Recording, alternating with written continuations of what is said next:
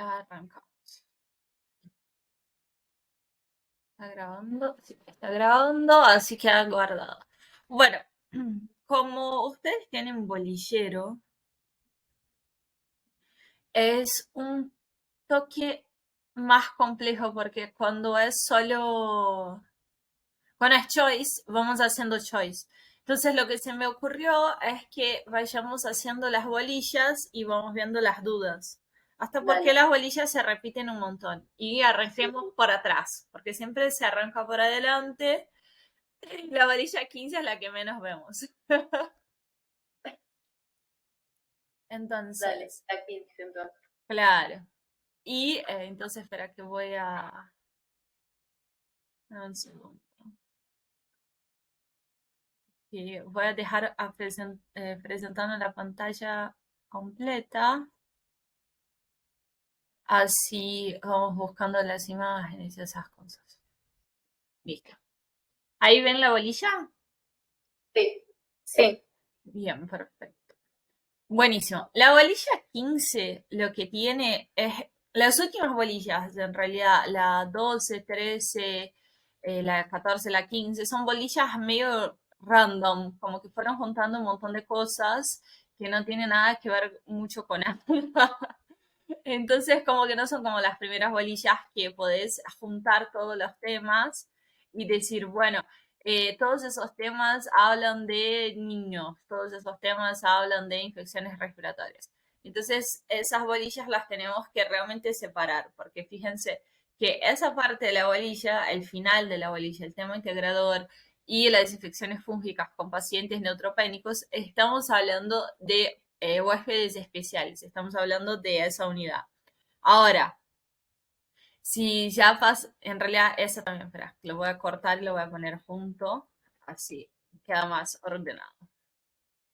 Y si hablamos de la primera parte, estamos hablando de otro tipo de infecciones. Ahí estamos hablando de infecciones bacterianas de tracto respiratorio y estamos hablando de infecciones parasitarias transmitidas por carnivorismo.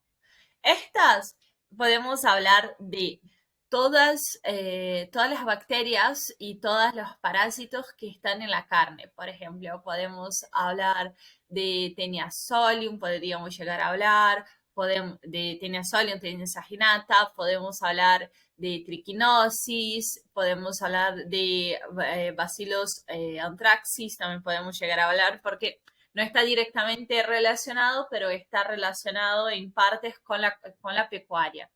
También podemos hablar de E. coli, de la síndrome, síndrome hemolítico hemolítico, y todo eso va a estar conectado adentro de lo que es carnivorismo.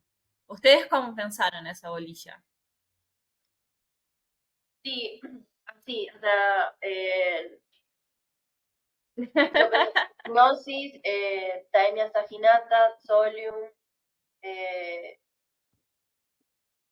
Toxoplasma gondis. Toxoplasma, sí, pero no, porque sí pueden llegar a preguntarte tipo, ¿y qué más? Y ahí sí tiras un toxo, pero no sería el primero que yo hablaría en Ok, carnivorismo. ok. Porque, a ver, Y de E. coli era la enteromorrágica, sí, la hemorrágica. la de carne picada, ¿no? Claro, la del síndrome gorémico hemolítico. Claro. A ver, vamos a buscarle una fotito. Déjame ver. Igual dice Acá. infecciones parasitarias, ¿o no? Sí, infecciones parasitarias, dice, así que E. coli no entraría. Ah, claro. Yo Por ya quiero poner más temas. no, igual por ahí te pregunta, bueno, ¿y qué bacteria conoces que... Claro, está bueno tenerlo cuando te dicen ¿y qué más? Porque Claro. viste que de la misma forma que yo por ahí no me di cuenta que era solo parasitaria, así yo como que... Los sectores puede Sí. ser. Claro, los cestores. Ahí está Tenia solium, está Tenia saginata. Saginata. Podríamos hablar de diftolatum, ay, no me sale nunca. El diftolatum, el que es de los pescados.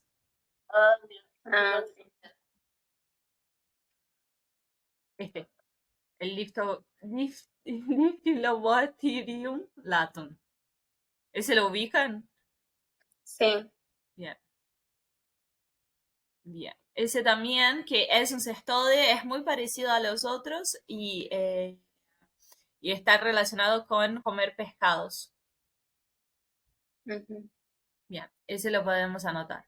Después, las infecciones bacterianas por tacto respiratorio, ahí ellos mencionan algunas que son como las más comunes. El problema bueno, no es un problema, sino como lo malo de ese punto es que tiene infecciones que son crónicas e infecciones que son agudas. Entonces, adentro de la gama de preguntas que te pueden hacer, lo más probable es que te pregunte, que te digan, háblame de las infecciones de tracto respiratorio directamente, sin decir el bacterianas, o que digan el bacterianas y vos tengas que explicar desde que tenga que explicar la patogenia de la infección respiratoria y digas, bueno, tenés una infección respiratoria que puede ser aguda, puede ser crónica, que normalmente la dividimos por la epiglotis en superior e inferior. En las infecciones superiores suelen ser más agudas, en realidad suelen ser virales, no tanto de bacterias. Las infecciones que son bacterianas, que están relacionadas ahí, vamos a tener piógenes, todo lo que es de faringitis, ¿no?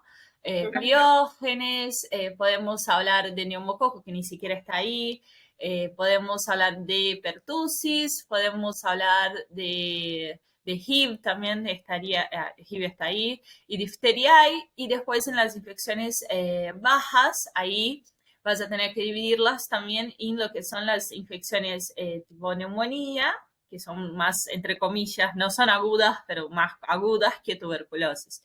Que tuberculosis es una infección muy crónica. Y ahí en tuberculosis tendrías que explicar toda tuberculosis. ¿Tienen alguna duda de tuberculosis? Porque es como media hora. Tuberculosis, mi pregunta era de qué tanto hay que saber la patogenia, o sea, de que ingresa el bicho, que se forma el granuloma, con un centro gaseoso. Y hay una cosa que no sé diferencia, o sea, no entendí muy bien la diferencia em,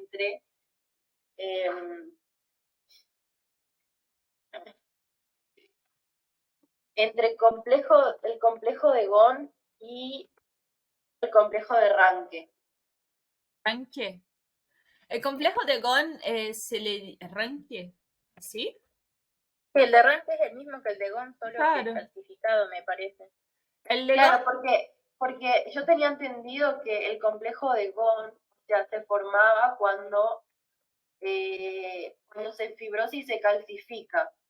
Pero también dice que después se forma el complejo de Ranke, y ahí me quedé como medio, ¿o es de Ghon o de Ranke? no, lo que quieren decir, ni me encuentro, Hanky, me parece que estoy escribiendo mal. Lo que quieren decir es, el complejo de Ghon es el complejo, entre comillas, activo. La bacteria todavía está viva, porque cuando entra la bacteria y hacemos el granuloma, espera que busco una fotito para explicarles. Me gusta buscar las fotos así, así vamos explicando todo bonito. Acá, esta, esa me encanta. Bien, tenemos en la patogénesis de tuberculosis tenemos el granuloma, ¿no?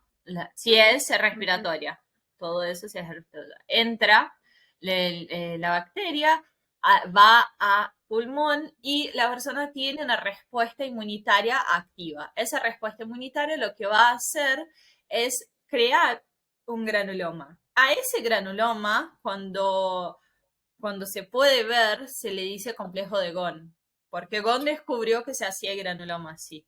O sea, cuando se puede ver en una radiografía, o cuando se puede ver en... No, cuando si la Cuando persona existe, muere, digamos. en realidad es que cuando él descubrió las personas no tenían radiografía, se morían y cuando cortaba el pulmón veía eso.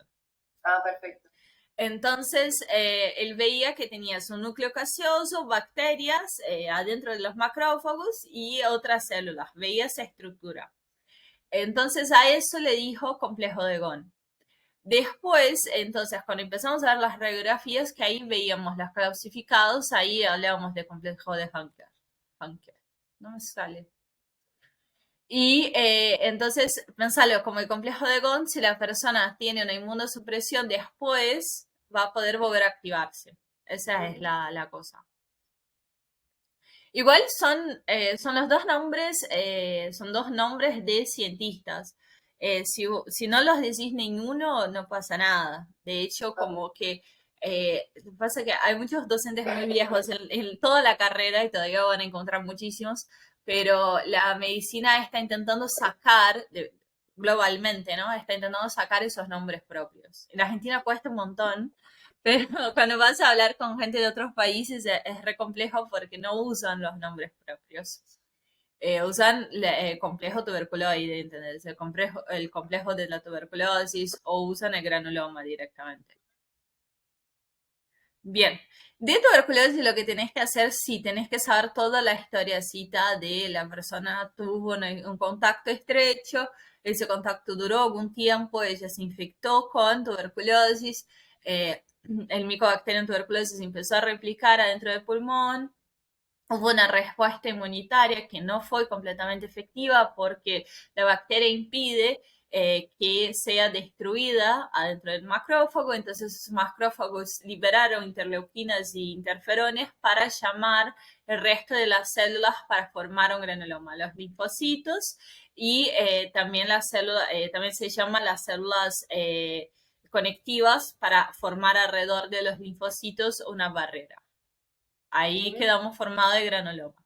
Eso podemos tener adentro de la infección, tenemos la infección, el contagio de la persona puede tener una infección primaria y esa infección primaria puede resolucionarse en forma positiva con la formación de granuloma, puede resolucionarse de forma negativa que la persona tiene la enfermedad de tuberculosis y puede tener la enfermedad, tratarla y sobrevivir o puede también tener la enfermedad y morirse.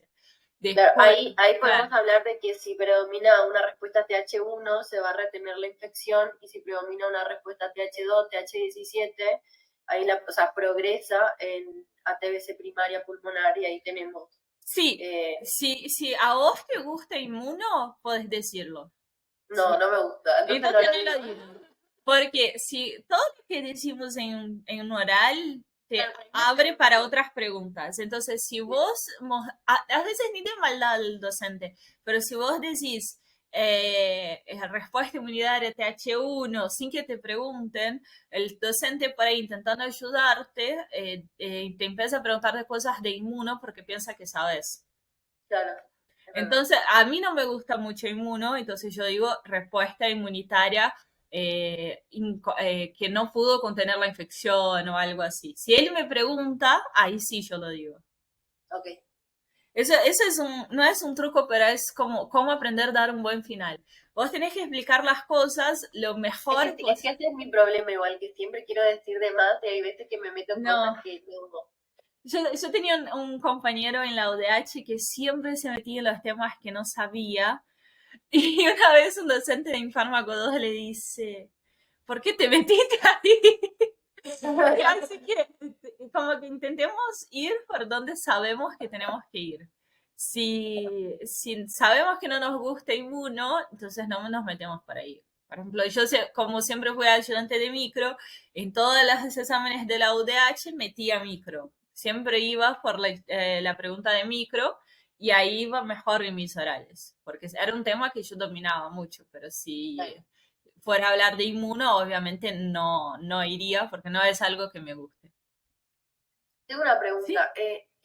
No entiendo muy bien qué es el síndrome de impregnación. Acá tengo que es astenia, anorexia, dinamia, fiebre, sudoración nocturna y pérdida de peso. sí. Pero no sé si son esos síntomas o es otra cosa el síndrome de impregnación. Siempre tuve esa duda. No, impregnación se le dice va a sonar medio feo lo que voy a decir. Perdón, ¿eh? Pero vieron cuando la persona o tiene sida o tiene cáncer y está como toda medio Voldemort, así medio moribunda. Sí. Bueno, ese es el signo de impregnación. Es cuando la persona tiene todos esos síntomas que mencionaste, pero significa como que la enfermedad le está causando mucha molestia, que no está pudiendo absorber bien los nutrientes, y está perdiendo muchísimo peso, pierde el pelo también, tiene es como piel y hueso. Eso es Sería como, como el aspecto físico claro, externo del paciente. claro. Perfecto. Bien. Todo eso hace parte del síndrome de impregnación. Como es un síndrome, tiene varios signos y síntomas. O sea, los síntomas, claro. En la tuberculosis el paciente pierde mucho de peso, ¿no? Claro, el paciente tiene sudoración nocturna, pierde peso, entonces obviamente va a estar incómodo porque suda toda la noche, no duerme, entonces no va a comer bien, tiene pérdida de peso también por la tuberculosis y por todo lo demás. Probablemente esté irritado, como no come y tiene astenia, o sea, no sé, astenia es que estés cansado, ¿no? Está muy cansado, puede tener pérdida de peso, pérdida de pelo, o sea, como que pierde el pelo y está, es toda esa, es como, es un síndrome, entonces es más complejo que solo los síntomas, pero para que entiendan y que sea fácil de recordarse, yo siempre pienso en eso de Voldemort ahí todo medio moribundeando. Perfecto. Porque muchas enfermedades causan el síndrome de impregnación, pero normalmente son enfermedades que se relacionan con el fin de la vida. ¿Entendés? Porque con el paciente ya está con el síndrome de impregnación, normalmente se interna para darle alimentación parenteral. Claro, como un tratamiento paliativo. Claro, es que directamente, por ejemplo, si la persona tiene, vamos a usar cáncer porque es más grave así. Si la persona tiene ya un síndrome de impregnación, se interna no para tratar el cáncer, sino para tratar el síndrome. Si tratamos el síndrome y podemos después del síndrome, cuando la persona está mejor, tratar el cáncer, ahí sí tratamos. ¿Se entiende? Sí. Porque no las veo, por eso. Estoy como con lo que ven ustedes, así que bueno. Entonces tuvimos tuberculosis, pertusis es la tos perruna, la ubica, ¿no? Sí, sí, los convulsa. Bien, perfecto. Después, neumonía y influenzae es algo que tienen que siempre decir, es que pueden recibir cápsula y evolucionar de una infección respiratoria a una meningitis. Ah, claro, pues tienen cápsula. Claro, sí tienen cápsula, no siempre tienen cápsula. Ah, claro. Cuando- Claro, yo había puesto que las bacterias que producen meningitis capsuladas, Streptococcus pneumoniae que produce meningitis purulenta. Ujú. Y después, ¿qué más? Ay, HIV, Haemophilus no lo tengo como que produce meningitis. porque hay Haemophilus influenzae tipo B, porque el tipo B habla de la cápsula, el HIV. Y Tengo, la claro, tercera, Haemophilus influenzae tipo B, tengo que en niños produce neumonía. claro, y meningitis. Ah, perfecto. Ah, sí, acá lo tengo, está bien. Sí, sí, sí. Y el tercero, que es el grupito ese de infecciones respiratorias que causan meningitis, es Neisseria meningitis. Consulta entonces del HIV, tanto la neumonía como la infección del sistema nervioso central serían complicaciones, ¿no? Sí, son complicaciones. Es como que vos tenés la bacteria y es capaz ahí está en faringe, está en boca y no pasa nada. Y la persona tiene, por ejemplo, una infección viral.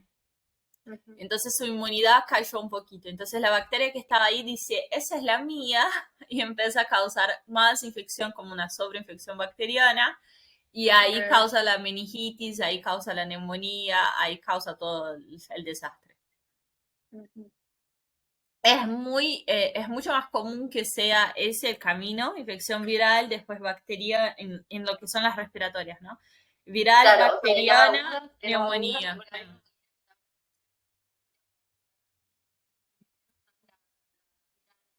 Claro. Influenza, eh, rinovirus, creo. Claro, Sí, ahora la vemos, pero sí, todas Dale. las infecciones respiratorias las tenemos que dividir entre superior e inferior, porque así tenemos la diferencia entre lo que es las faringitis y las neumonías, y adentro de cada una lo que es aguda y crónica. De modo general, no siempre, pero de modo general lo que son las bajas, o sea, abajo de la epiglotis, van a ser más crónicas. porque tenés que entrar más en el sistema, en nuestro sistema respiratorio. Entonces es mucho más probable que una infección viral aguda sea de faringe o de amigdalitis, lo que sea una neumonía. Como que necesita más tiempo para causar una neumonía. ¿Entendés? Y ahí después, cuando tenemos las infecciones respiratorias, entre lo que son agudas, podemos llegar a pensar en algunas bacterias, como pertussis, no, pertussis justo sí, pero un piógenes puede causar faringitis de forma aguda, que no lleva a la cronicidad, y es una bacteria, pero es mucho más común que sean virales. Por eso hay todo el problema de los llevamos a la vida un poco. Hay todo el problema de los antibióticos, porque cuando vas con un nene a la guardia que tiene faringitis, te dan antibióticos sin saber si es piógenes o si es viral, cuando el 80% de las infecciones de faringitis son virales. No. Me acordé de una duda de tuberculosis. ¿Las cavitaciones son debido a la respuesta inmune o por el mismo bacterio? Es una suma de los dos. Las cavitaciones es así. Vos tenés acá volvemos al granuloma, ¿no? Vos tenés en el granuloma las bacterias, eso es el macrófago, ¿no? Las bacterias están fagocitadas adentro. Pero cuando los bichitos llegan, los bacilos llegan, empiezan a destruir un poco de las células que están acá, porque intentan replicarse dentro de las células. Entonces como que las van rompiendo de cierta forma. Pero cuando llega el sistema inmune, las termina de matar porque están todas contaminadas. Todo eso, lo que es ese gaseoso, ese detritos celulares, va agrandando. Si la persona no tiene una buena respuesta inmune, se va agrandando y ahí es donde formamos la cavitación. Claro, porque a mí me confundía justamente eso, la tuberculosis secundaria que dice que puede estar en latencia o contenido del Mycobacterium y que debido a un estrés o un tratamiento con corticoides o algo que disminuya... Pensalo así, te voy a cortar así, pensalo así, no piensen todas las opciones que puede ser que cause. La persona tuvo una inmunodepresión. No me importa si él tiene SIDA, si tiene cáncer, si simplemente se fue a escalar el Everest y le bajó la inmunidad. No me importa cuál es la causa de la inmunodepresión. Tuvo una inmunodepresión y ese granuloma que estaba ahí no la pudo contener más a la bacteria. Entonces liberó esa bacteria y esa bacteria es la que causa la infección secundaria. Claro, pero a lo que yo iba era que había leído de que entonces es cuando sale y va por sangre y empieza a causar las otras alteraciones extrapulmonares. Entonces mi duda era en qué momento se generaba esa cavitación, si salía para sangre o no. No, a ver si tengo por acá. Tuberculosis. Estás mezclando dos cosas, porque el camino de la tuberculosis puede ser muy, a ver cómo te explico. Nosotros podemos tener contacto con la tuberculosis. Si quieren, ahora armo, porque me va a tardar unos 20 minutos, les armo el cuadrito y le pongo en el grupo, pero básicamente es así. Tenemos la tuberculosis bicho afuera en el aire. Lo inhalamos, viene a pulmón. Ahí en el pulmón puede seguir dos caminitos. Puede hacer una infección y hacer enfermedad, o simplemente hace el granuloma y no hago enfermedad. De la enfermedad podemos hacer de vuelta el granuloma y ahí contuve la enfermedad, o puedo tener los síntomas, signos, bla, bla, bla, y muero. Para hacerlo grande. Después, de ese granuloma que teníamos acá, ese granuloma se calcifica y no tengo más el bicho, o ese granuloma tengo una inmunosupresión y libero el bicho. Ahora, la cavitación puede darse en cualquiera de los dos. Puede ser en la infección primaria o en la infección secundaria. Porque la infección secundaria sigo teniendo el bicho. La cavitación es que hay un pedazo del pulmón que se perdió las células. Solo eso. Mm, La bacteria con la respuesta inmune destruyó ese pedazo de pulmón y quedó un agujerito.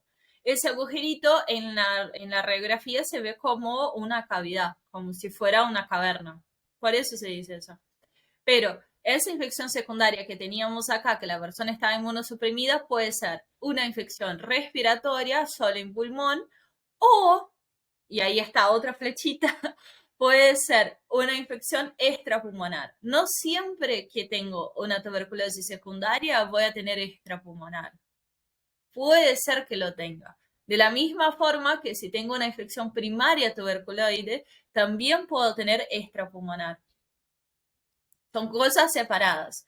Hay personas que tienen tuberculosis en la pierna, una fístula, ese lo vi en el hospital, tiene una fístula en la pierna, justo en el muslo, al costado del muslo, va abajo del coaxal, ¡ay, meu Dios! Me sentí mal ahora, mi anatomía se fue al carajo. Tienen una fístula y no tenían ningún signo en pulmón. Y nunca había claro. tenido tuberculosis pulmonar. Le hacías vacilos y vacilos y vacilos y vacilos y no tenía nada. Y cuando hicieron la muestra de la fístula, o sea, de dónde estaba fistulizando, de dónde estaba saliendo ese detritus, ahí descubrieron que era tuberculosis. Pero llevaba meses que nadie encontraba por qué tenía eso. Y otra consulta, y Sí. entonces la TBC miliar, ¿qué sería? La TBC miliar se dice a la TBC de cuando el pulmón se ve como mijo. El mijo es como un trigo. Se ve como muchas puntitas. La TBC miliar se veía mucho antes que empezáramos a tratar la tuberculosis con antibióticos. Porque como no teníamos forma de tratar, no, esa contención del granuloma era muy... no lograba contener la bacteria. Pensaba también que las personas eran peor alimentadas y que la tasa de tuberculosis era muchísimo más alta. Entonces teníamos más inóculo y teníamos personas que no tenían sistemas inmunes tan buenos. Además, no teníamos la vacuna. Entonces, las personas no podían lograr hacer ese granuloma y cuando no se hacía ese granuloma se infectaba todo el pulmón. Entonces, la bacteria directamente ni siquiera hacía, las cavernas no se hacían porque no había ese juego entre la bacteria intentando hacer el detrito celular y el sistema inmune viniendo y terminando de matar todas esas células. Entonces, lo que se veía cuando la persona moría y se le hacía la autopsia era que todo el pulmón tenía puntitas, que también se puede ver en la placa. Ok. Pero piensen que lo que ven que esa placa se recontra ve. ¿Ves que tiene un montón de puntitos? Sí. Sí. Es eso. Pero entonces podría hacer que esté o no esté dentro de la TBC primaria, entonces, ¿no? Sí, es que, a ver, todo la tuberculosis es muy compleja de seguir el cuadrito, porque no es una historia lineal, no todo el mundo hace igual. Todos nosotros tuvimos contagio de tuberculosis en algún momento de nuestra vida y además tuvimos la vacuna. Entonces, Igual el tema de la vacuna yo había leído que al final, o sea, te cubre 6 años nada más. No, lo que pasa es así. La vacuna lo que impide son las complicaciones de la tuberculosis principalmente en niños. ¿Por qué? Porque nosotros cuando somos niños, cuando nuestras madres nos abrazan por primera vez, ya nos estaría contagiando de tuberculosis. Claro. Porque tenemos movimentación de micobacterias adentro de lo que es nuestro país, ¿entendés? Tipo Brasil, Argentina, todos los países de América Latina tienen tuberculosis. Entonces, lo que quiere impedir es las complicaciones, es que no te mueras por tuberculosis. Entonces, cuando vos entras en contacto con la tuberculosis, en vez de tener una respuesta primaria y después una respuesta secundaria, directamente vas a la secundaria, que es el granuloma. Claro. Esa es la función de la vacuna. Mm. Si quieren, hay un video de tuberculosis en el... Sí, lo vi, lo vi. Ah, lo vi. listo. Si, va, no sé, quedó mal explicado, dígame. No, yo te explico. Ah, Mi única duda de tuberculosis era el que había leído en otro lado, lo de Ranke y Gon, pero ahora ya me quedó claro eso. yo particularmente no diría los nombres. Ok, perfecto. No, de hecho era mi pregunta de tuberculosis. Después, que te habla de la bolilla 15, que la primera pregunta, infecciones bacterianas del tracto respiratorio. Entonces teníamos Mycobacterium tuberculosis, Streptococcus pneumoniae, Streptococcus pyogenes, Haemophilus influenzae Sería y, una bacteria difterial. sí, y Bordetella pertussis. Ujú. Bien. Entonces, ahí capaz que te diga, no creo que te diga, háblame de todas, por ahí te dice, elegí una. No, las bolillas suelen preguntar cosas más tipo, ¿cuáles son te pueden preguntar, hablaban de una de ellas, o te pueden preguntar cosas como que las relacionen entre sí. Ok. ¿Y cuál sería la relación entre esas? Son todas ¿Qué provoca? bacterias, en realidad lo que vas a tener que dividir en grupos, las que causan infecciones superiores e infecciones inferiores. Como Las por superiores entonces sería,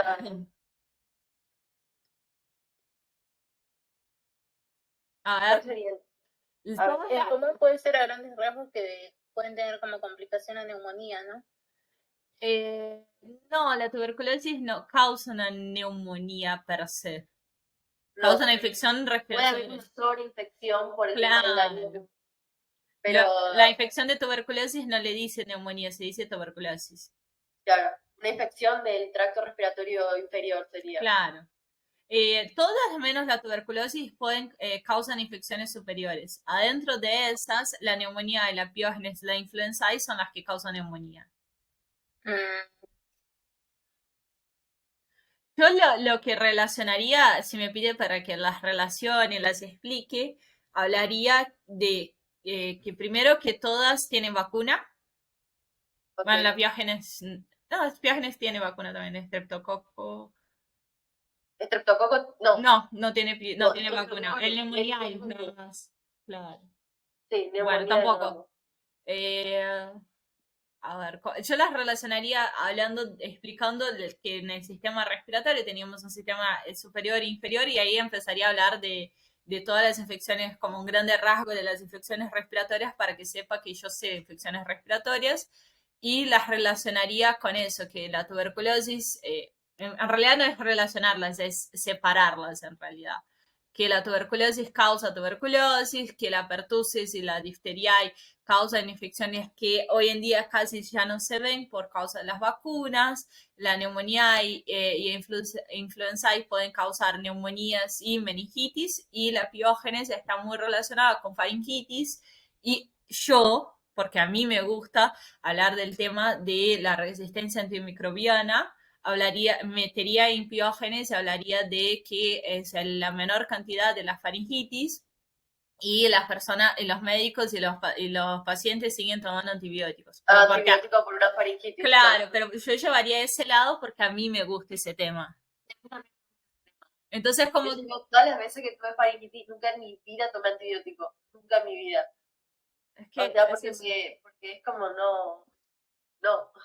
Bueno, yo la última faringitis que tuve terminé con OMA y ahí empecé con los antibióticos y tuve la parálisis, pero bueno, es mala suerte. Fue 2% de las personas que tienen otitis media aguda tienen parálisis facial, así que bueno, ¿Por mala qué se da? suerte. ¿Por una infección del Es por la irritación del facial que pasa, viste que adentro de la caja timpánica va en la pared. Sí, Bueno, que da la zona del tímpano? sí.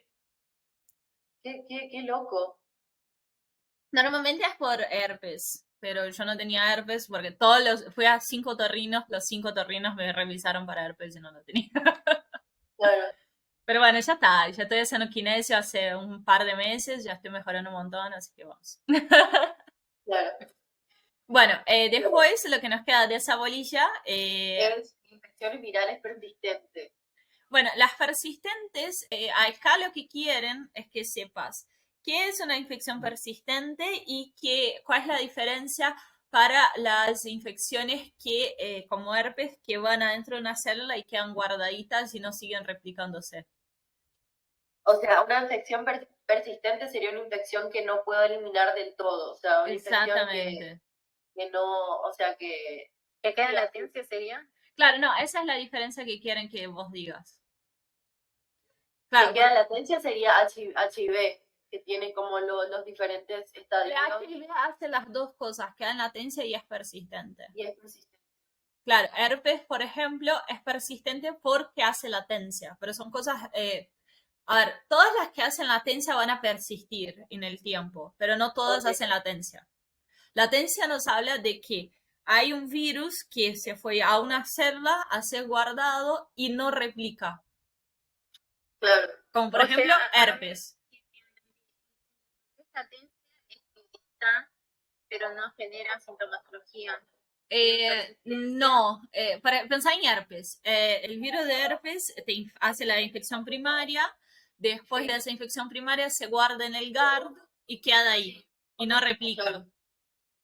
No No, es y no tanto, tiene síntomas. claro, pero más allá de los síntomas, no replica.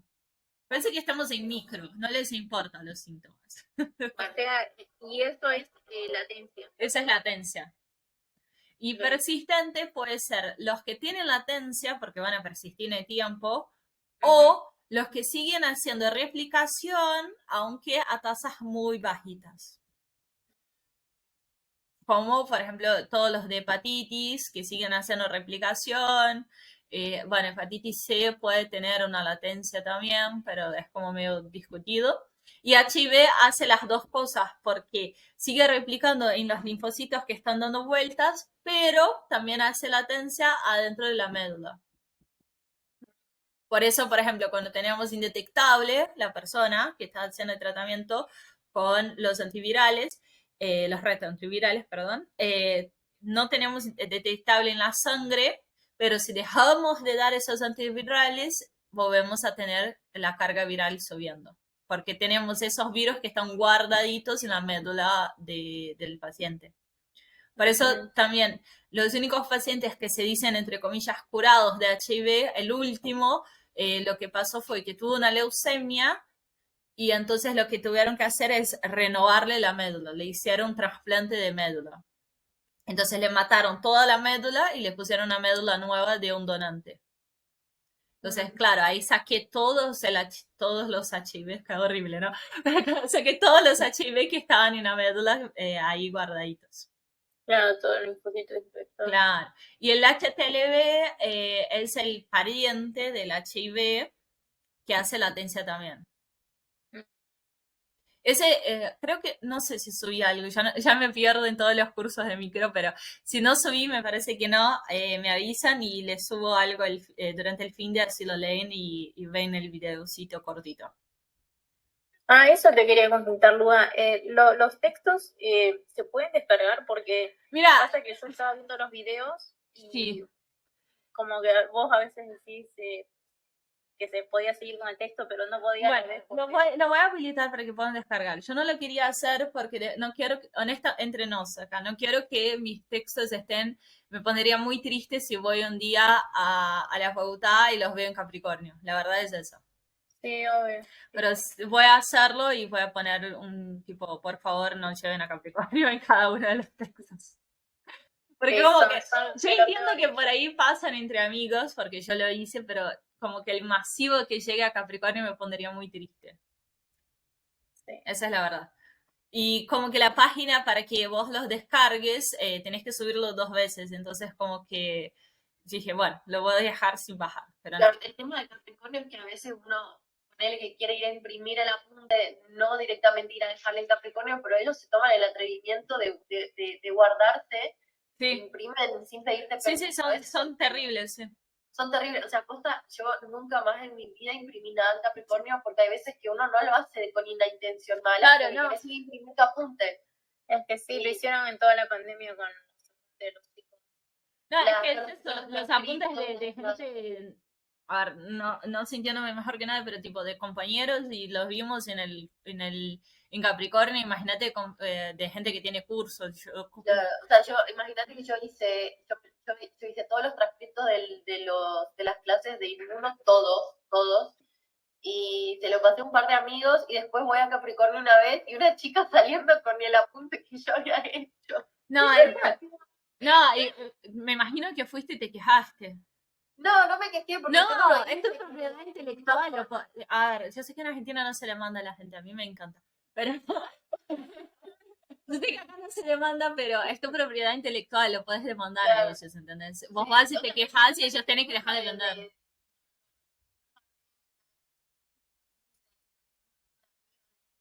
fue. Tampoco es una materia que digo como, me encantó, como para... No, además, tipo, Pues, suena feo, pero es tu trabajo, que te tomaste claro, el eso trabajo sí de es, hacerlo y lo podrías vender por tu lado y claro, ellos te sí están es verdad, cagando. eso sí es verdad.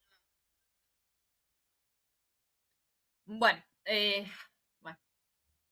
Bueno, Después, después... después hablamos porque si querés dar clases de inmuno, yo quería sumar inmuno a los No, cursos. yo de inmuno no sé nada, o sea, hice esto de la carrera, pero lo hice como... No sé nada. Me llevante a Nato si te sirve, pero de inmuno no. Ay, no, Anata es muy larga para dar clases. Sí, Anato es... Aparte, últimamente no, o sea, no estoy en una cátedra, estoy específicamente haciendo cardio en el laboratorio de cardio. Claro. Así que, No, la verdad es que micro para mí ya es larguísima para grabar las clases y todo, pero bueno, a mí me gusta micro y me gusta seguir dando clases, pero ya me cansé. sí, es que cansa. Sí, son muchos años, yo doy clases desde 2017. Claro, son un montón. Sí. Bueno, sigamos con lo nuestro. Infecciones fúngicas en pacientes neutropénicos. Los pacientes neutropénicos lo tenemos que pensar así. Eh, paciente que está con glucocorticoides porque se tuvo un cáncer o tiene un tratamiento con glucocorticoides a largo plazo por alguna autoinmune. Esos son como los dos grandes grupos que vamos a pensar. Y esos pacientes, como no tienen neutrófilos, las infecciones fúngicas son mucho más probables. Entonces tenemos que buscar en esos pacientes si tienen cándida, si tienen cripto, si tienen todas las infecciones fúngicas, lo tenemos que seguir en el tiempo. Porque normalmente los pacientes que tienen tratamiento por cáncer van a estar neutropénicos por año y medio, 2 años. No están, claro, van a estar mucho tiempo neutropénicos. Entonces lo tenemos que buscar por ese lado. De hecho, eso fue, a mí me gusta contar eso porque fue pregunta de mi oral de infecto.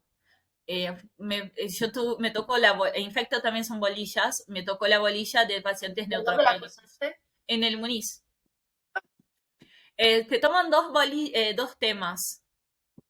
Pero no te dicen, no es una vez un bolillero, no le sacas bolilla, el docente toma una bolilla. Y me Ah, tocó un docente que nunca lo había visto durante la cursada y me empezó a preguntar de neutropénicos y me preguntó, para terminar el examen, me dice, venís muy bien, bla, bla, bla, te voy a hacer una pregunta, no te preocupes si no la sabes responder, tipo reforma. ¿Qué es lo que no podés llevar a la habitación de un paciente neutropénico? Que no podés llevar. Claro. ¿Qué es lo que vos como médico tenés que decir a tu paciente y a los familiares que no pueden entrar adentro de la habitación del paciente neutropénico? O cualquier otro paciente inmunocomprometido. Eh, Ah, yo también me quedé así. no sé, los celulares que está recontaminado. No, porque el celular lo podés limpiar con alcohol o las cajitas esas de UV y ya está. No le podés llevar flores, ah. porque las Yo, flores ya que lo vienen pensé con iba a decir microorganismos. planta, pero después fue como... Animales, pero nadie. Y hay algunos lugares que se tratan, pero no, con el paciente neutropénico tampoco lo podéis llevar. Porque las flores tienen hongos, tienen bacterias, tienen de todo que Claro. van a infectar a esos pacientes. Bueno, esa parte de la bolilla de las infecciones fúngicas podés relacionar también con HIV. Te podés, si querés y te da el pie, ¿no? Eh, con los inmunocomprometidos. como que es mucho más común infecciones fúngicas y ciertos tipos de infecciones fúngicas como Girovechi que en pacientes HIV o SIDA. De hecho, hay muchas infecciones, como tuberculosis también, Girovechi, Cryptococcus, histoplasmosis, que empezaron a verse de vuelta a partir de los 90 con los pacientes de SIDA. Claro. Que por eso eran las marcadoras de SIDA. Como no se sabía muy bien cómo funcionaba la enfermedad, el paciente tenía el HIV, nadie se daba cuenta, nadie sabía por qué, porque todavía no se sabía buscar, además de que era una población que a nadie le importa, los gays. Entonces, más en esa época, ¿no? Cuando empezaban a tener esas infecciones fúngicas, esas infecciones que debilitaban su vida, que tenía el síndrome de impregnación, ahí hacían los testeos para infecciones fúngicas que se conocía de los libros, pero que no se veía en la clínica, y veían que esos pacientes tenían esas infecciones fúngicas. Por eso se les dice marcadoras. Bueno, esa es otra bolilla, ¿no? Pero bueno. Y tema encargado de infecciones en pacientes inmunocomprometidos. Ahí como que termina de cerrar toda la bolilla, porque estamos hablando de infecciones bacterianas como tuberculosis, como infecciones parasitarias por carnívoros. Bueno, esa quedó ahí, la sacamos del grupo. Pero las infecciones... Sí. ¿Y las micosis sistémicas endémicas entonces podría ir ahí? Sí, también. Las micosis sistémicas endémicas no son tan de neutropénicos, sino que, claro, de inmunos comprometidos en general. En realidad, las micosis sistémicas endémicas, cuando las vayan a estudiar, hagan así. Lean primero tuberculosis y terminan tuberculosis y hagan las sistémicas endémicas. Porque toda la historia, o sea, todo el caminito, la historia que uno tiene que contarse para poder entender la infección son muy parecidas. Claro, porque en tuberculosis, por ejemplo, la aspergilosis, como se crean las cavernas en un paciente tuberculoso, ahí se mete el aspergillus y así. Pero sistémicas endémicas es el histoplasmosis, paracoccidiosis y coccidiosis. Y coccidiosis, sí. Ok, está bien, no, porque empezaste a hablar de aspergillus y dije, No, claro. Está bien, está bien. No pensé que te referías de que como era tuberculosis, tipo de la micosis.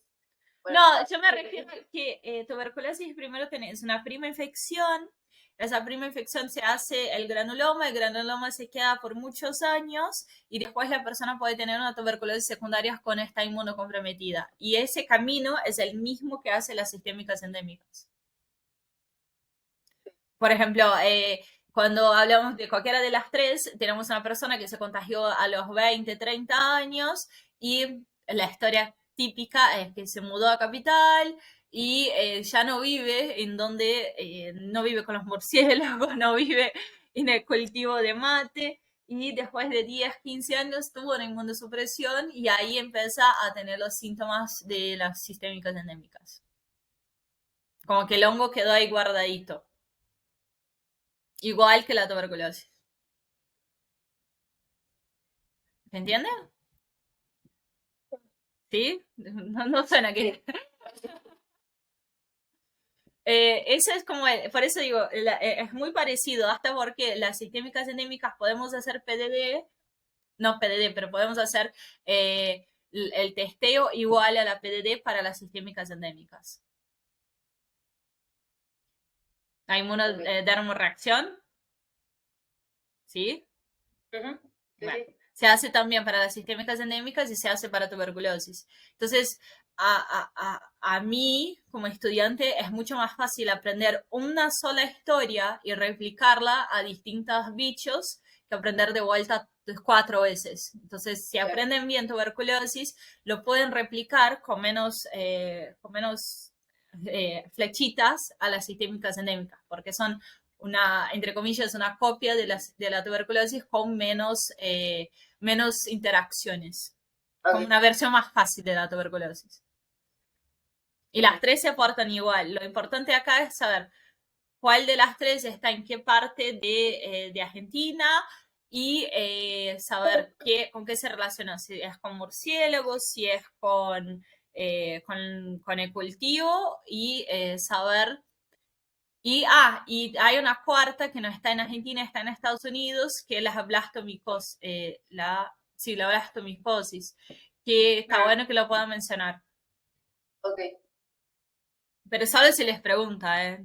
Tipo, no te metas ahí. O si te sobra el tiempo, como que están en Murray, cuando hablan de infecciones sistémicas fúngicas. ok. Bien, pasamos a la bolilla 14, una hora después.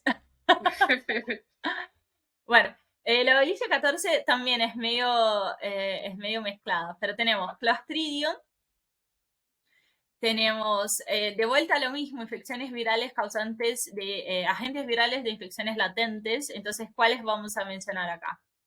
Herpes, Bien, VIH, bien, hepatitis, hepatitis, bien, eh, todas esas que estaban acá. HPV HPV. y listo. Pero los demás cuando eran persistentes, Las latentes son las que no van a estar replicando. Lo que es hepatitis son latentes, algunas hepatitis son latentes, no todas. La hepatitis C puede ser latente, herpes sí o sí es latente, HIV es en parte latente y HPV es latente también. Ahí está. Bien, tenemos esta que más o menos ya hablamos. Vamos a hablar de esas infecciones y también de vuelta. Voy a hacerles algo para que separen latentes de persistentes, porque eso es algo que les gusta preguntar. Para que lean nada más. Voy a anotar eso, que después me Dale. olvido.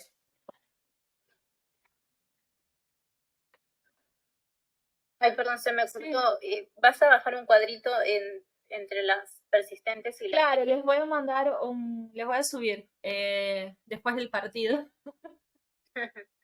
Dale, Les subo algo de latente versus persistente para que tengan claro y sea más fácil y se puedan leer y recordarlo.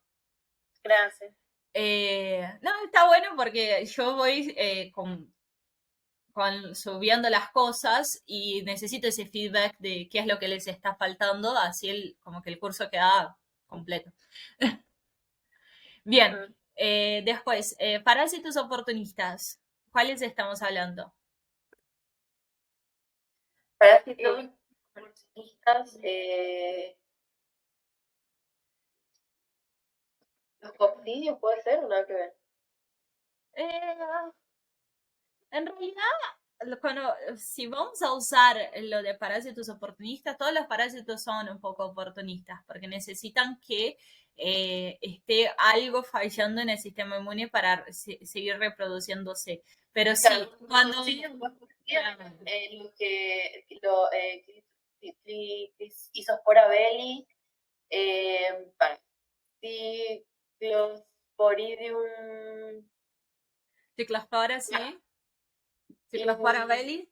Cryptosporidium y Cryptosporidium parvum. Claro, a eso iba. Cuando ellos dicen parásitos oportunistas, se están mencionando los parásitos relacionados con SIDA. Claro, Pero si te preguntan, ¿pero todos los parásitos son oportunistas? Y tienes que contestar que más o menos sí, porque necesitan que falle algo en el sistema inmune para hacer la infección. ok. También tengo Trypanosoma cruzi y Strongyloides stercoralis Bien, y Toxoplasma gondii. bien, el Trypanosoma cruzi. El Trypanosoma cruzi le dicen, ahí le mencionan oportunista porque necesita que la persona no tenga cuando hace la infección, puede ser que la matemos muy rápidamente porque el inóculo es bajo. Entonces necesita que el sistema inmune de la persona no esté en perfecto estado. Además que normalmente infecta a niños cuando la persona es infante. Pensen que la persona para tener llagas, el Trypanosoma cruzi causa llagas. Para que la persona tenga chagas, necesita vivir en una casa que no tiene las paredes así bien, sino que las paredes tienen agujeritos donde pueden vivir las vinchucas. Entonces, a eso ya le relacionamos que esa persona entonces probablemente no se alimente como corresponde. y vive ahí toda su vida. Entonces, lo más probable es que la persona se infecte de tripanosoma, se infecte de Chagas cuando es niño. Entonces, Claro. cuando es niño, además tenemos un sistema inmune que no está completamente desarrollado, un niño menor de 2, 3 años. Entonces, ahí pensamos en parásitos oportunistas para Chagas. Para estrongiloides, pasan a estrongiloides ahora. Para estrongiloides, lo que pasa es, estrongiloides hace una infección intestinal, es un parásito intestinal. ¿Se acuerdan de estrongiloides o busco el ciclo? Ciclo. Sí. No lo leo. Estrongiloides es un parásito, a ver, este está bonito. Peor que acá donde tengo la presentación tengo todas esas imágenes, pero bueno. Bien, estrongiloides es un parásito que es intestinal. Arrancamos acá, en el 6. Tiene su vida libre, que es esa parte en rojo. Ese es el ciclo de CDC, lo ubica, ¿no? Sí. Perfecto. Tiene su parte de vida libre, que es en rojo, y tiene la infección que a nosotros y a los perritos, a otros animales que están conviviendo con nosotros, hace la misma infección. Entonces, tiene un ciclo que lo dividimos en 3 partes. Primero su vida libre, donde tiene hembra y macho y se replican, hacen huevitos, de esos huevitos hace una larva, esa larva penetra la piel. Vos estás caminando y te penetra descalzo en una finca y te penetra la piel. Después hace el ciclo de luz y vuelve a intestino. Cuando llega a intestino, lo que va a pasar, el ciclo de luz lo ubica, ¿no? Sí, sí. Perfecto. Cuando llega a intestino, lo que va a pasar es que la larva esa se pasa a adulto, pero solo la hembra. Y la hembra hace los huevitos, como que se hace medio hermafrodita y hace los huevitos. Esos huevitos, ahora estamos acá, perdón. Esos huevitos, ella entra adentro de la mucosa para ponerlos. Entonces ahí tenemos una diarrea sanguinolenta. Bien. Cuando pone esos... Entonces ella no copula con el macho, es ella misma. Si tiene la vida libre, copula. Puede ser que ella se autocopule. O puede ser que esté el macho también adentro del intestino. Es como medio raro. Pero lo importante acá no, es que tenemos la hembra pone huevos, que los huevos ya están, son huevos embrionados, no son solo huevos sin nada, son huevos con bichito adentro. Esos huevos adentro de la mucosa se rompen, liberan esa larva que vuelve a hacer el círculo de luz y vuelve a tener la larva y la larva vuelve a intestino. Ese es como sería el ciclo de una persona normal. Ahora, si yo tengo una persona que está con tratamiento de glucocorticoides, va a tener una sobreinfección. Creo que no tengo ni un cuadrito de sobreinfección. Tengo una sobreinfección. Hay mucha replicación de ese parásito. ¿Por qué? Porque ella usa algunas hormonas que cuando estamos con glucocorticoides se producen más. Ella usa esos glucocorticoides para hacerse más fuerte y liberar más huevos. Entonces hay una sobreinfección cuando tenemos glucocorticoides. ¿Sí? Sí. Por eso se le dice parásito oportunista, porque cuando tenemos los glucocorticoides hay una sobreinfección y la persona empieza a tener una diarrea sanguinolenta tipo fuerte.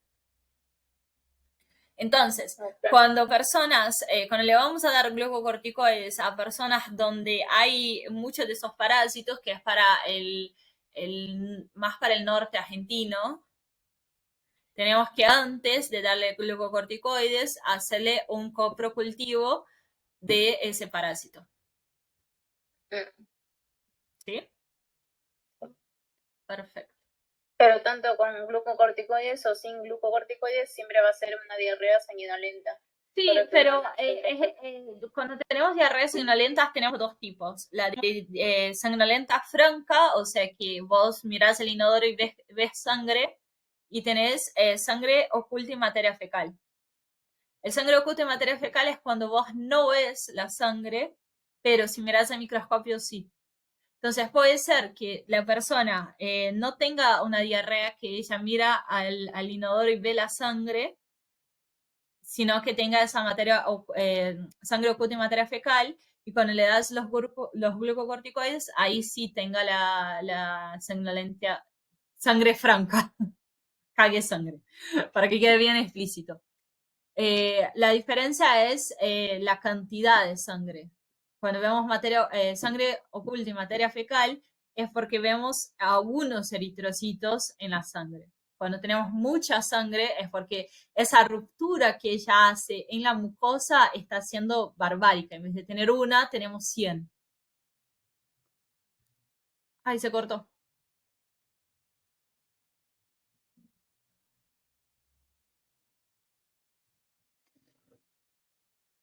Ah, se cortó. Ahí va.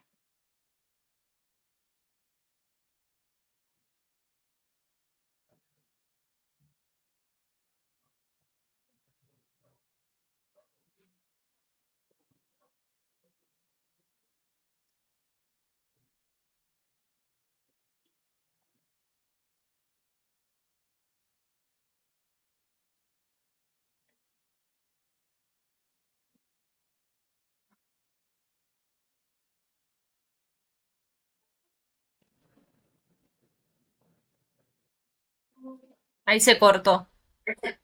No me di Sí. cuenta.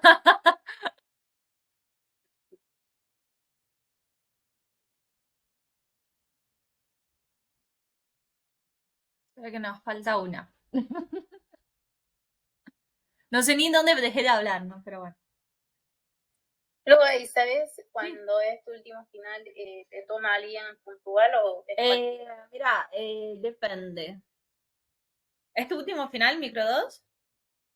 Sí, Yo te soy sincera y yo no diría. ¿no? No, no diría que es tu último final. Porque y Micro 2 son bastante hostiles con eso. Pero la cosa es así. Sí, a ver, le voy a mandar a Camila entonces. Esperame un segundo. Las dudas. No son hostiles porque suena fea la palabra, pero como que no les gusta que hayas colgado Micro 2. ¿Entendés? Mi último final fue tóxico, no, tampoco lo recomiendo. Pero bueno, fue lo que me quedó. Es como que llegás al último final, bueno, es lo que te quedó. Podés elegir quién te toma, pero depende de... podés elegir, pero tiene que ser o profesor adjunto o titular. Como que no puede ser mucha... ¿Viste con los cuadros de los departamentos, como los nombrecitos de los docentes? Los primeros Sí. tienen que ser. Y a veces no hay de esos tomando examen. Y si pedís mesa, Si pedís mesa, ahí sí, pero yo soy sincera. Todo lo que podés hacer para no llamar la atención en el momento del final, mejor. Y si pedís mesa, estás llamando atención, más para si es tu último final y es una materia que claramente colgaste por lo menos por un año. De último final, decís. Claro. Sí, me pregunta si último final podés elegir quién te toma. Podés pedir, sí, pero tenés que elegir adentro de lo que son profesor titular y creo que es profesor adjuntos. No mucho más de eso. Ese es el reglamento que está en el estatuto de la facultad. Después algunas cátedras te dejan elegir entre todos, pero eso va de la buena voluntad de cada cátedra. Cuando yo rendí mi último final, que fue tóxico, yo estuve 4 horas esperando para rendir. Y habían 5 personas para último final y nosotros queríamos elegir uno de los docentes, que es buena onda, y nos dijeron que ese no se podía porque él no es adjunto. Entonces te podía tomar David, que no estaba, que es el titular de la cátedra, y te podía tomar los otros docentes adjuntos. Y tardó como 2 horas en llegar a una adjunta. Yo, la verdad que la disjunta de esa encima bochó a un pibe. Entonces yo dije, no, cualquiera que llegue me toma, ¿entendés? Le dije al secretario, mira, tipo, mi mamá está infartando afuera, ya está, cualquiera, porque si mi mamá estaba 4 horas para rendir el examen. Y yo rendí tipo, creo que el 16 de marzo de 2020 y arrancó la pandemia el 19, ¿entendés? Así que fue todo trágico. Mi mamá tipo mi mamá vive en Brasil. Salió del, Una el, cosita, me está llegando algo de que pedí, bajo, lo sí, traigo y sí, no hay vuelvo, ¿sí? problema. Lo voy a dejar silenciado, así ¿Está bien? escucharlo. No hay problema, igual está grabando. Yo rendí y mi mamá se volvió a Brasil en el último vuelo que salió de Argentina antes de la cuarentena. Así que fue todo muy trágico. Podés elegir, sí. Yo la verdad que entiendo que es el último final, pero en micro sé que hay algunas personas que dijeron, es mi último final, quiero elegir con quién me toma, y se pusieron medio en conchu. Si vos querés decir, obvio, no, no hay problema, pero cátedra 1 en realidad son medio conchudos con algunas cosas. Y no la verdad que no les venía gustando que la gente colgaba micro 2 porque para ellos tenés que rendir micro 2 antes de infecto. Pero bueno, podés darlo como última materia. Pero bueno, esas cosas es gente vieja. No, no hay otra forma de explicarlo. Sí podés elegir, pero ¿quién elegirías adentro de los docentes de micro?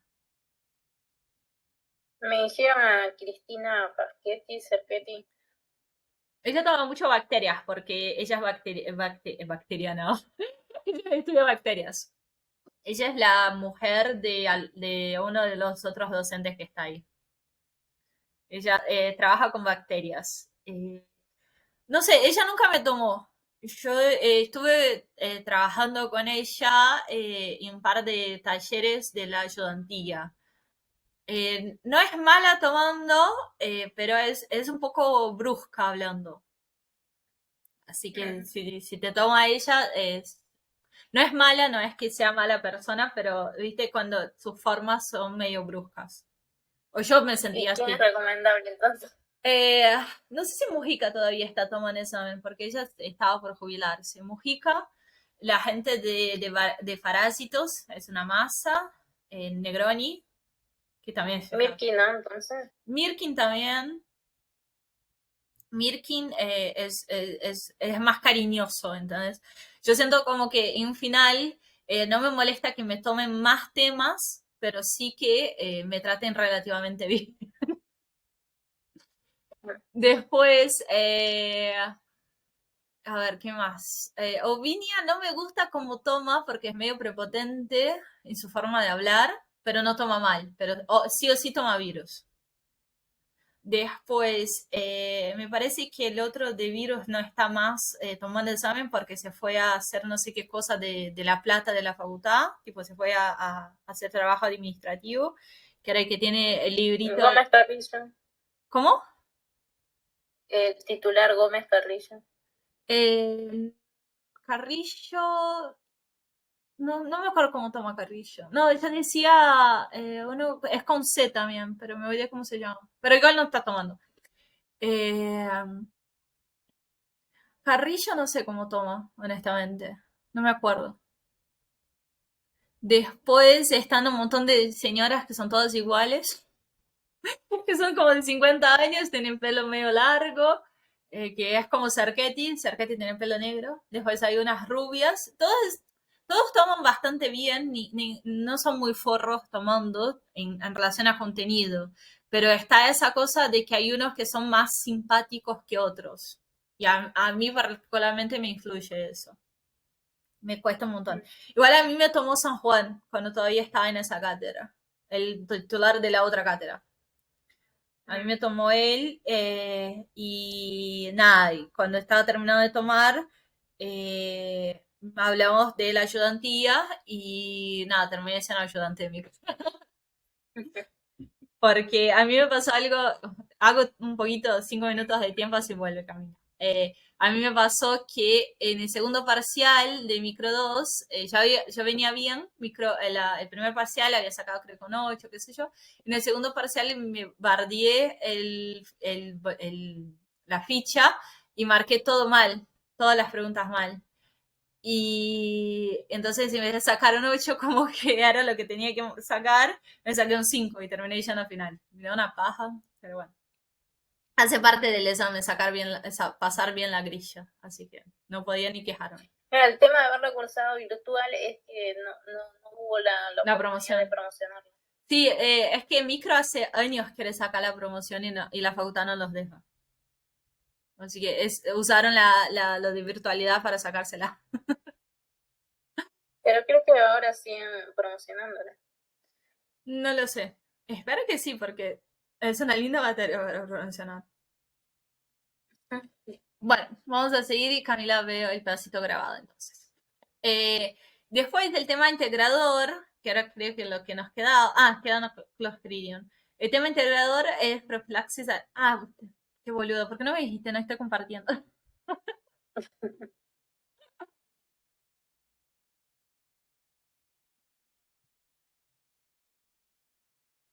Ahora sí. Sí. Bien, perfecto. El tema integrador, hablamos de vacunas. Profilaxis activa y pasiva. La pasiva vacuna y la activa vamos a hablar de cuando le damos sueros. Por ejemplo, infecciones donde se da suero. Rabia, se puede dar suero.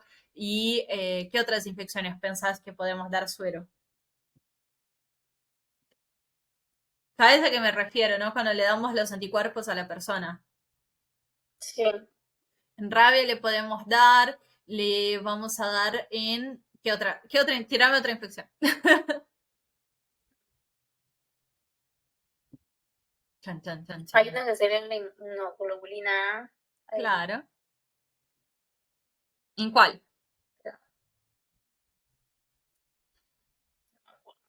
Vacunas yo subí también. Creo que subí. Estoy bastante seguro que subí. Bien. Entonces, lo que son, vamos a hablar un poquito. Lo que son las vacunas, lo que estamos haciendo es, tenemos vacunas que le damos pedacitos del bicho y tenemos vacunas que le damos el bicho entero. Y ahí la persona realiza una respuesta primaria a esa vacuna sin quedarse enferma en la mayoría de los casos. Y por eso, cuando ya entra en contacto con el bicho, recibe cuando entra en contacto con el bicho ya activa la respuesta secundaria. De esa forma, la respuesta es mucho más rápida a los virus, a las bacterias y todo lo demás. ¿Sí? Entonces, la profilaxis activa sería cualquier tipo de vacuna. No, la pasiva es vacuna y la activa es cuando le damos inmunoglobulinas a la persona. El más común es rabia, para que tengas así, para darle un ejemplo. Bien, eso subí igual. Si no, lo que ven que no les queda claro, mándenme en el grupo, tipo, no el Es que martes. no me estoy confundiendo con las artificiales y naturales, creo que me estoy confundiendo. ¿Qué cosa? ¿Las vacunas? O sea, la profilaxis en sí. La profilaxis, o sea, natural sería lo de la madre, ¿no? ¿Qué le pasa? Todo lo que es natural es lo que sigue, pensalo, tipo, yo lo pienso así, cuando no existía medicina o una persona que vive en la mitad de la nada. Cuando Entonces, te infectás y te curas solo. claro, ese es natural. Vos te Pero infectás, profilaxis no es prevenir, no, es claro, todo lo que sigue el curso natural de la vida es natural. Ahora, la madre le da una profilaxis al bebé cuando le pasa los anticuerpos por la leche materna, porque le previene a ese bebé algo que él no puede producirse todavía. Entonces, cuando le damos la profilaxis activa, le estamos dando las inmunoglobulinas que de otra forma tardaría 15 días en producirse, porque los anticuerpos tardan entre 10 a 15 días en producirse. Y la pasiva lo que estamos haciendo es, mira, te están, es como, ¿viste cuando te ponen el cuadro de persona buscada? Se avisan al todo Sí. el sistema inmune, esa persona está buscada. Si vos la ves, tenés que hacer eso. Y ahí ya te dice cómo la respuesta secundaria tiene que ser. Por eso cuando, volviendo a tuberculosis, cuando nosotros ya tenemos la vacuna de tuberculosis y nos entramos en contacto con el bacilo, ya hacemos el granuloma. Porque ya tenemos la respuesta diciendo, mira, es un Mycobacterium, ya voy a hacerlo el granuloma. ¿Sí? Bien. Y hay algunos casos que damos activas, bueno, me gusta el ejemplo de rabia, pero es el más fácil. Damos el activo y el pasivo a la vez. Entonces, para dar activo y pasivo no podemos dar en el mismo lugar, porque si estamos dando los anticuerpos, no podemos dar junto con la vacuna. Entonces, tenemos que dar, por ejemplo, los anticuerpos, la profilaxis activa, las inmunoglobulinas, los anticuerpos, tenemos que dar en un brazo y la pasiva, si vamos a darle al mismo tiempo, le damos en el otro. Y ojo, en la rabia se hace así. Bien, eso porque puede ser que te pregunten. Si dan los dos juntos, decís que sí en el mismo momento, pero no en el mismo lugar y ni en la misma jeringa. Se dan en lugares distintos del cuerpo. Okay. Sí, porque pensás que los anticuerpos tienen que entrar en contacto con un antígeno. Si nosotros damos la vacuna, que normalmente es un antígeno, en el mismo lugar que los anticuerpos, como que los neutralizo. Formo los complejos de los inmunocomplejos, anticuerpo con antígeno. Claro, entonces al pedo le pusiste la inyección. Bien. Y Clostridium. Clostridium tenemos entonces, el género Clostridium tenemos bacterias que son gram positivas y que lo más importante o lo más como más que más tenemos que mencionar es que forman esporas.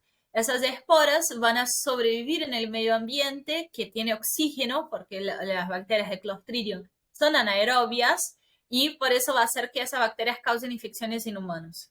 Tenemos 4 tipos, los Perfringens, Botulinum, Difficili y Tetani, perdón. Y todas esas van a causar patologías distintas. La botulinio y la tetani van a causar patologías del sistema nervioso central con alteraciones de la musculatura. Tenemos parálisis flácida y parálisis rígida. Después, la prefringes va a causar infecciones de piel y la difficili va a causar infecciones del sistema digestivo cuando tenemos una barredura de la flora bacteriana por tomar antibióticos por mucho tiempo o antibióticos de amplio espectro. ¿Sí? Aquí lo que te pueden preguntar es de Clostridium, lo que normalmente te preguntan es esa introduccióncita y después te van a preguntar cómo actúa Tetani o cómo actúa Botulinum y cómo actúa Prefringes y Difficili. Entonces acá podemos hablar un poquito de la patogenia de cada uno y te puede preguntar cómo hacemos de prevención, ya que esa bolilla es medio de prevención. Fíjense que está profilaxis, hablamos de los latentes, entonces por ahí te puede ir toda esa bolilla más para el lado de prevención. ¿Cómo prevenimos HIV? Los parásitos oportunistas también, cómo los prevenimos, todo tipo, intentando no estar inmunocomprometido. Y en Clostridium también podemos prevenir. Tetani, ¿cómo vamos a prevenir? Que si la persona viene con una herida cortopunzante, que es una herida fractuosa, o sea, que no tiene las márgenes bonitas y que está sucia, le tenemos que hacer el lavado de esa herida y tenemos que cuidar a que esa persona no produzca tétanos. Botulinum es evitar consumir alimentos que vemos que tiene principalmente los alimentos de lata o de conservas, normalmente las conservas que son más básicas. Caseras, ¿no? no necesariamente caseras. Yo hago mucha conserva, pero el Clostridium, él sobrevive a un pH básico. Entonces, las conservas que tienen mucho vinagre normalmente no producen Clostridium porque no sobrevive. Entonces van a ser conservas de pollo, de conservas con carne, viste que son como más básicas, son como más aceitosas que con vinagre, porque el vinagre rompe la carne. Entonces esas conservas de carne o conservas de dulces, puede ser hummus. El último caso que yo vi de botulismo fue dos hermanas que comieron hummus que estuvieron internadas meses en el Muniz. Y el hummus no era casero, era comprado.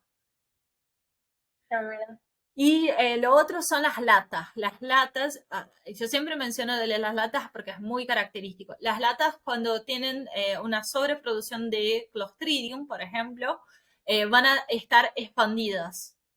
Van a ser porque el Clostridium cuando se está replicando, lo que va a hacer es liberar gas. Entonces ese gas va a acumular en la lata y la va a expandir. De hecho, por ejemplo, yo hago conserva, a mí me encanta cocinar. Una de las cosas que haces en la tapa es ver si, viste que las tapas de marmelada apretás. Sí. Bueno, es cuando haces conserva antes de abrir, es ver si está sobrelevada eso, porque si está sobrelevado tenés una replicación de bacterias anaerobias ahí adentro.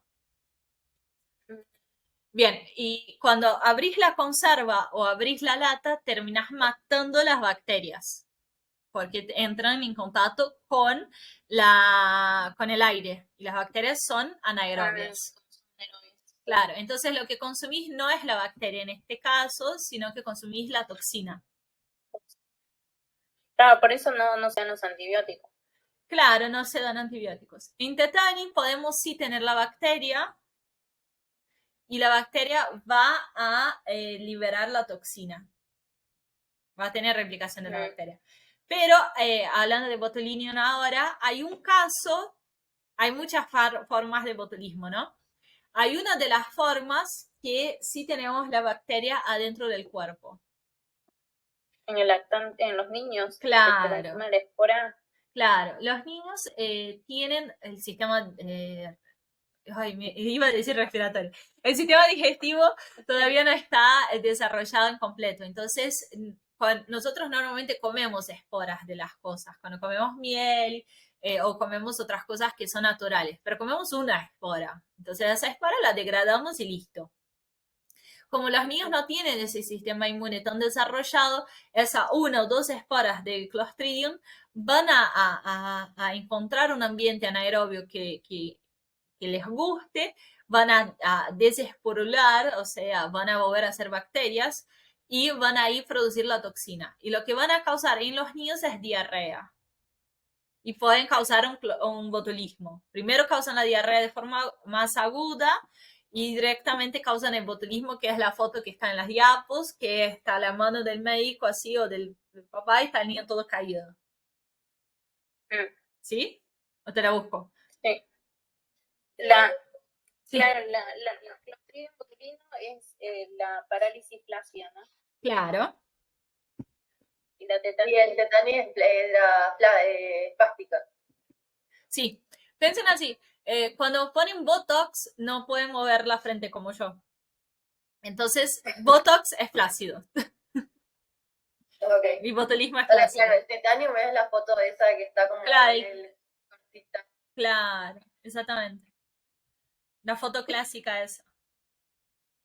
El tetani no es más común que tengan botulismo que tétanos. El tétanos es común común.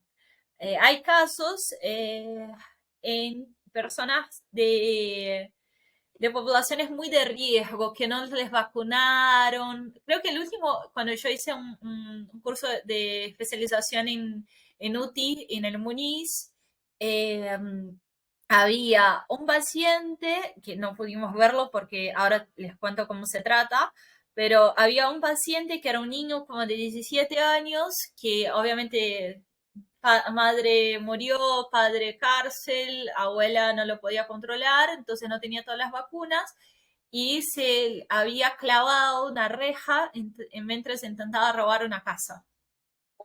Claro, y se clavó como por la pierna, la entrepierna. Y nada, y de ahí se agarró tétanos, porque claramente no tenía todas las vacunas. El tétanos se da a cada 10 años, la vacuna, y nada, estaba en Inmunís para tratarlo.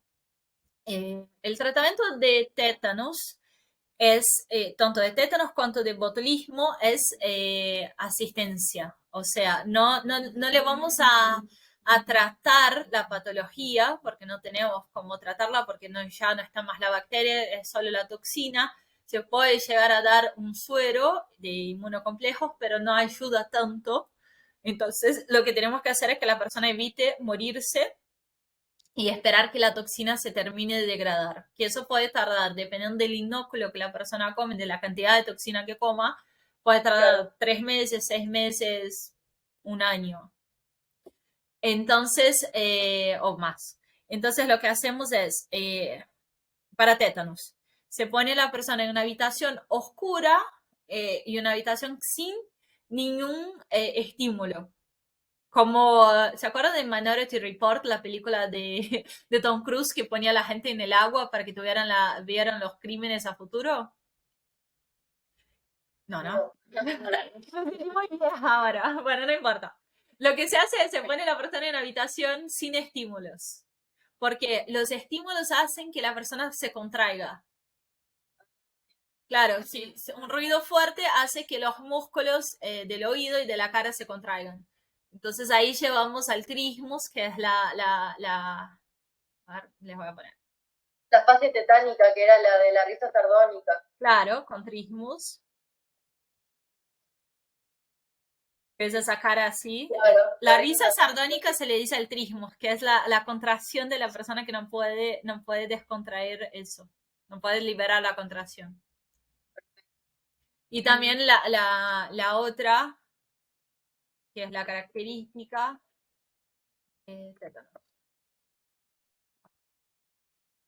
es esta, el epistótonos. Ese es el epistótonos.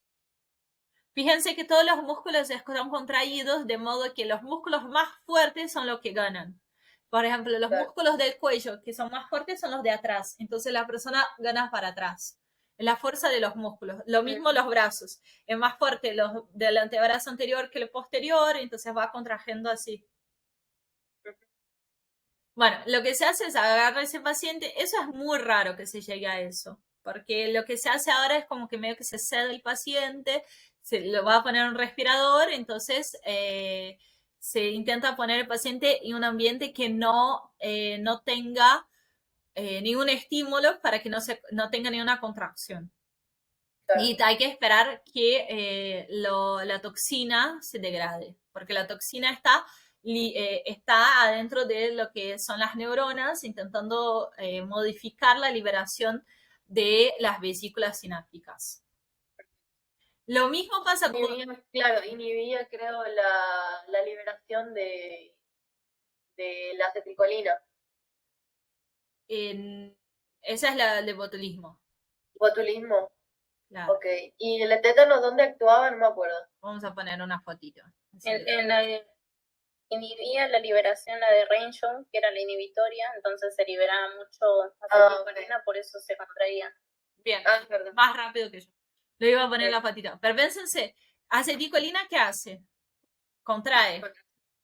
Entonces no puede ser que inhiba la acetilcolina porque estamos hablando de que la persona está contraída.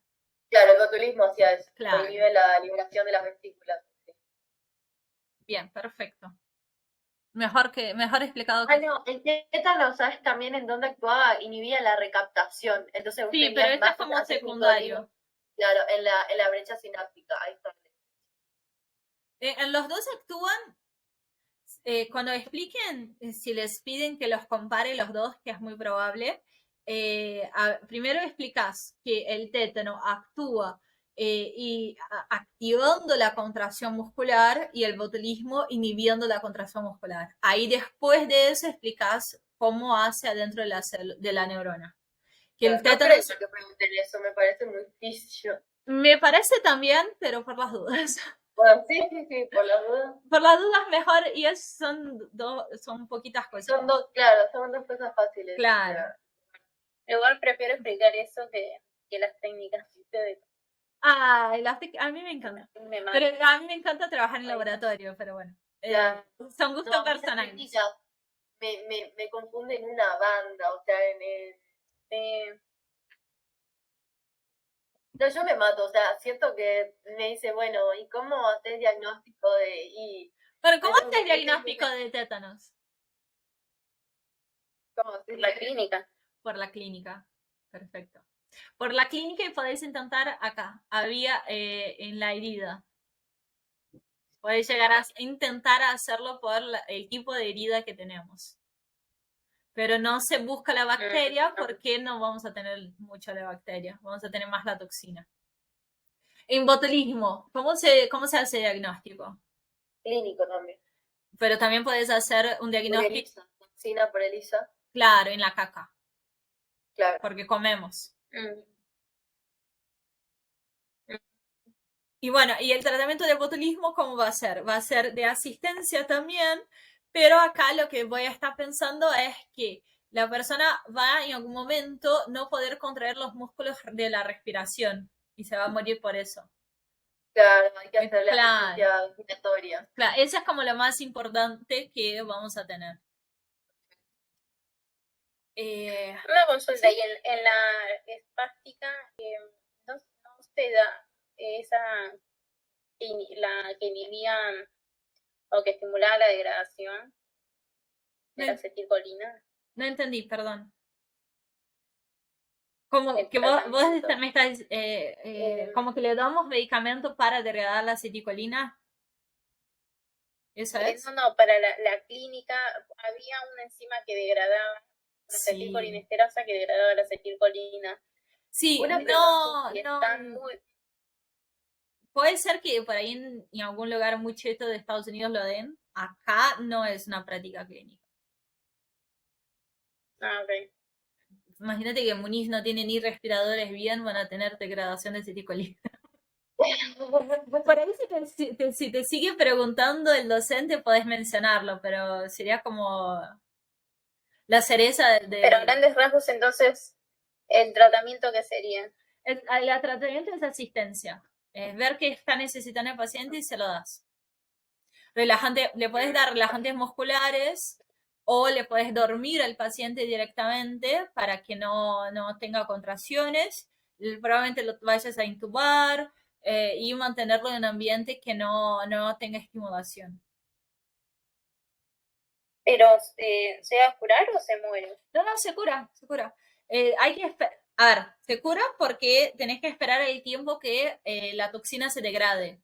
Porque la toxina se conecta a las... Porque no se conecta a las vesículas, se conecta a las proteínas que liberan las vesículas. O las proteínas que van a hacer las proteínas que hacen la endocitosis de la recaptación. Entonces, las sinaptobrevinas, ¿se acuerdan de eso? Sí. Bueno, entonces se conecta ahí. Pero toda proteína, que las toxinas son proteínas, van a tener un tiempo de vida y después se degradan. Entonces, lo que hay que hacer es esperar que esas toxinas se degraden. Lo mismo con el tétanos, con el mismo con el botulismo.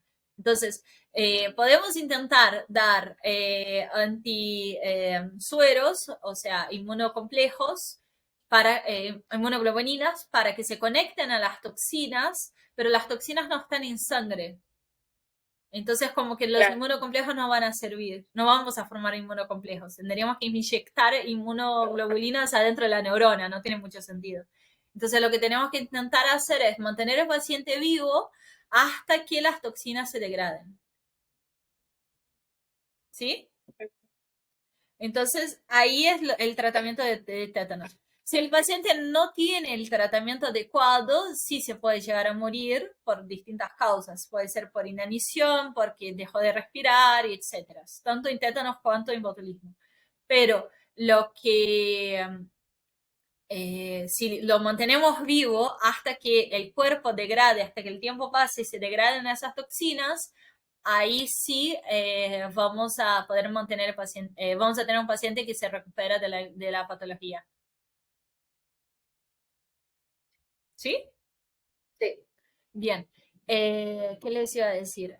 Eso también obviamente es directamente proporcional, el tiempo es directamente proporcional a cuánto come. Por ejemplo, en el claro. botulismo más que nada, ¿no?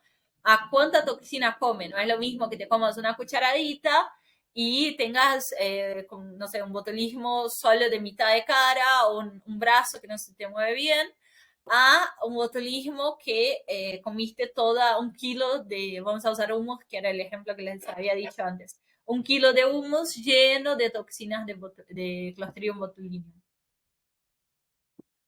Entonces, obviamente, si yo como más toxina o si yo me inoculo con más esporas de tetani, voy a tener una clínica más larga en el tiempo que si yo tengo menos inóculo.